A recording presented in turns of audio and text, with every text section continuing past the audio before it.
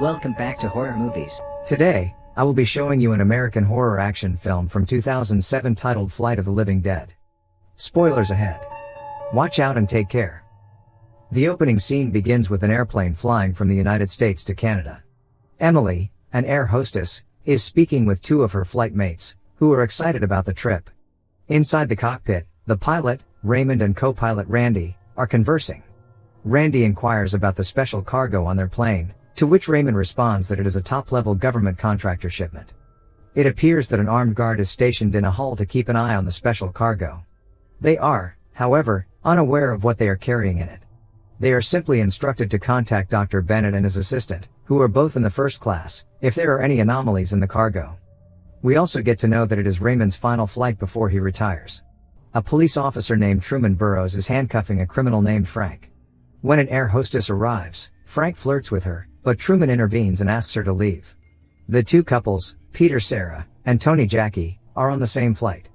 Billy, a well-known golfer, is also on the plane with his wife, Anna, who is irritated when Billy's fan interrupts them.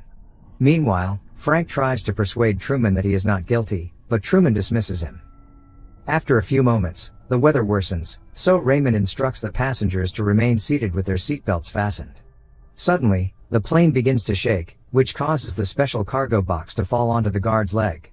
As a result, his leg becomes trapped beneath the box, causing him to bleed.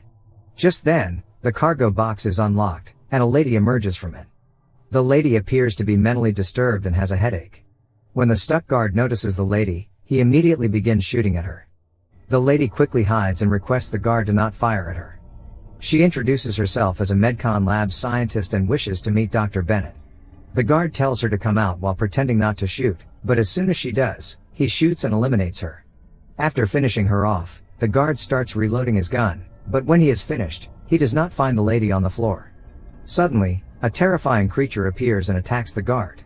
After this, the pilots learn that something is wrong with the cargo. Elsewhere, a secret government meeting is being conducted where the colonel explains that Dr. Bennett is working on a secret project in which a virus, if successful, can resurrect a dead person with enhanced abilities. Colonel believes Dr. Bennett is very close to success and attempts to persuade the president to approve the project. In the next scene, Tony is getting intimate with his best friend, Peter's girlfriend, inside the plane's washroom. A few moments later, the plane goes through another turbulence. As a result, both passengers and flight attendants return to their seats. The plane begins to shake more violently, causing the luggage to fall. As a result, the passengers are terrified. Raymond lowers the plane slightly so that the shaking is reduced. After that, Raymond instructs Randy to check on the passengers to see if they are all right. Randy approaches Dr. Bennett, who requests that he along with his co-workers inspect the cargo. Soon, Randy and two of the scientists go down to the cargo compartment to make sure everything is in order. When they enter the compartment, they discover that the cargo box is empty. Lucas freaks out and orders the other two to leave immediately. They flee, but the same lady follows them. Lucas recognizes the lady as his wife Kelly, who is now turned into a zombie. Soon after, Kelly attacks Lucas, and the guard, who is now a zombie, attacks the other scientist. However, Randy manages to escape from the compartment. Meanwhile, Frank suggests that Truman use the restroom. When Truman stands up, the plane hits a high bump, causing him to bang his head and fall unconscious. Frank takes advantage of the situation and frees himself from the handcuffs. A few moments later, an air hostess named Megan discovers Truman bleeding and immediately calls Raymond to inform him of Truman's condition and the missing prisoner. After a while, Truman regains consciousness and walks in search of Frank. Randy, on the other hand, is terrified and yells at Dr. Bennett, asking what he has boarded in the cargo. After getting no answer, he rushes to the cockpit and orders Raymond to land the plane immediately or else, everyone will perish. Randy is so terrified that he is unable to explain the situation to the captain. The captain eventually calms him down and inquires as to what is wrong. Randy isn't certain it's a human, but he tells the captain that it's eating people. He then requests that the plane be landed immediately, but Raymond states that he is unable to do so. Raymond contacts the TSA, Paul, and summons him to the cockpit to inform him of the incident. Paul agrees to investigate and report back. Meanwhile, Megan questions Truman about the prisoner and what he did. Truman reveals that Frank conned an accountant, stole a large sum of money, and crashed a private plane. After hearing this, Megan expresses her willingness to assist him in locating Frank.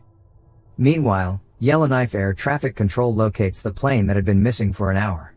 A staff member contacts Los Angeles Dispatch to inform them about the plane, but he is instructed to request that the plane return to the United States because the Canadian government has decided not to allow the plane to land in Canada.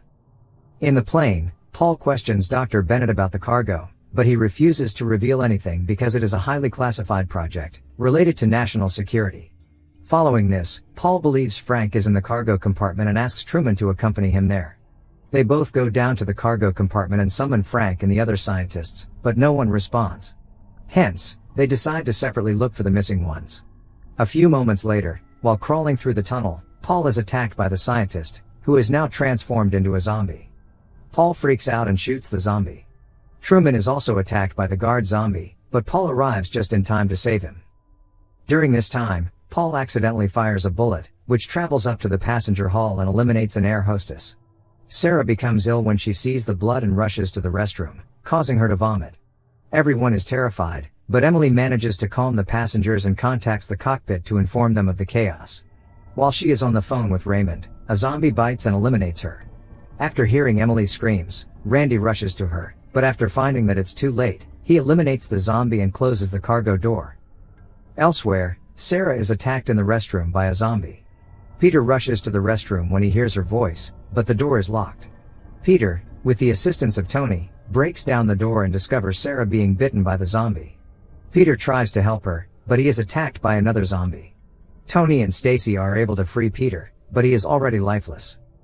Megan calls Raymond right away and informs him of the tragedy unfolding outside. Hearing this, Raymond assures Megan that they'll land wherever they can and asks her to keep the passengers calm. After this, Megan begins bandaging Stacy, who has been recently bitten. Elsewhere, while Randy is tightening the cargo doorknob bolts, a zombified Emily awakens and bites him. After this, she goes on a rampage and begins biting the other passengers on the plane. When Dr. Bennett sees this, he panics and rushes to the cockpit door. Billy soon arrives and asks Dr. Bennett as to what is the matter. Emily arrives at the same time to bite them, but Billy knocks her out with his golf bat. The zombies eventually emerge from the cargo compartment through the other side and begin biting the passengers. As a result, the passengers begin to transform into zombies, and chaos ensues. Paul, Truman, and Billy begin shooting the zombies one by one.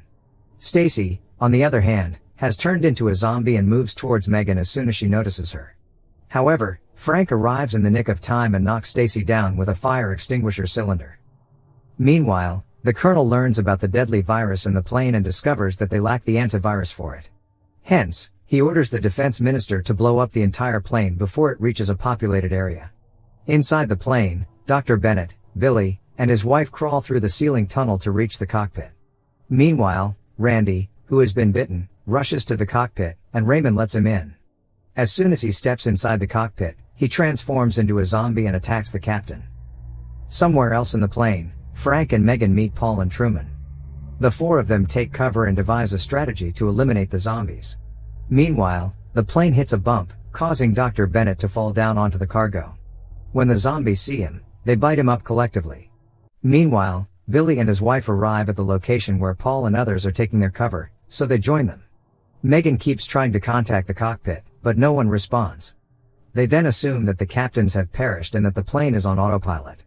To make matters worse, the group finds out that they are almost out of ammunition.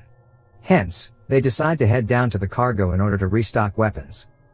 Truman comes up with an idea and combines various chemicals. He then lights it up and drops it into the cargo compartment, causing a blast. Many zombies are eliminated as a result of the explosion. Truman then jumps down to the cargo compartment and quickly returns after retrieving some ammo. After a while, the group notices a jet and realize that it has arrived to destroy the plane. As a result, they decide to enter the cockpit and send a signal to the jet indicating that they are still alive. Frank, Truman, and Billy head towards the cockpit, eliminating zombies on their way. Frank and Truman make it to the cockpit, but Billy is attacked by zombies. When his wife notices this, she rushes to save him, but they are both surrounded by zombies. As soon as the zombies approach, Billy opens the plane's entrance door, causing the zombies to get blasted outside. At the cockpit, Frank and Truman attempt to control the plane, but the jet simultaneously launches a missile.